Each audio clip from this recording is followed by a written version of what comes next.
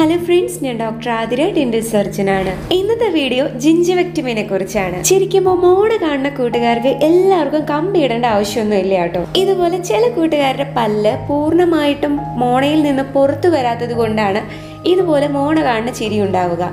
ഇങ്ങനെയുള്ളവർക്ക് ആ മോണയുടെ ഭാഗം ചെറുതായിട്ടൊന്ന് കട്ട് ചെയ്ത് കൊടുത്തു കഴിഞ്ഞാൽ ഇത് ശരിയാക്കാവുന്നതേ ഉള്ളൂ.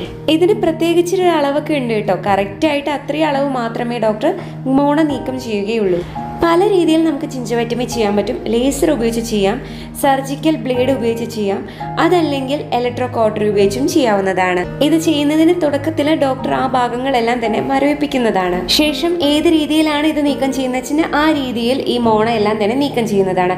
ഇവിടെ ലേസർ ഉപയോഗിച്ച് എങ്ങനെ നീക്കം ചെയ്യുന്നു എന്നാണ് കാണിക്കുന്നത്. ലേസർ ഉപയോഗിച്ച് ചെയ്യുമ്പോൾ ഒട്ടും തന്നെ ബ്ലീഡിങ് ഉണ്ടാവില്ല, പെട്ടെന്ന് തന്നെ മുറി ഉണങ്ങാനും ഹെൽപ്പ് ചെയ്യുന്നതാണ്. ഇതുപോലെ നിങ്ങളുടെ ആ ഭാഗങ്ങളെല്ലാം തന്നെ നീക്കം ചെയ്ത ശേഷം ഒരു നനഞ്ഞ കോട്ടൺ ഉപയോഗിച്ച് ഡോക്ടർ ഇതെല്ലാം തന്നെ നീക്കം ചെയ്യുന്നു. അപ്പോൾ ചിരിക്കുന്നത് മോണ കാണുന്ന നിങ്ങളുടെ കൂട്ടുകാർക്ക് വേണ്ടിയിട്ട് ഈ വീഡിയോ ഉറപ്പായി ഷെയർ ചെയ്ത് കൊടുക്കൂ കേട്ടോ. Thank you for watching.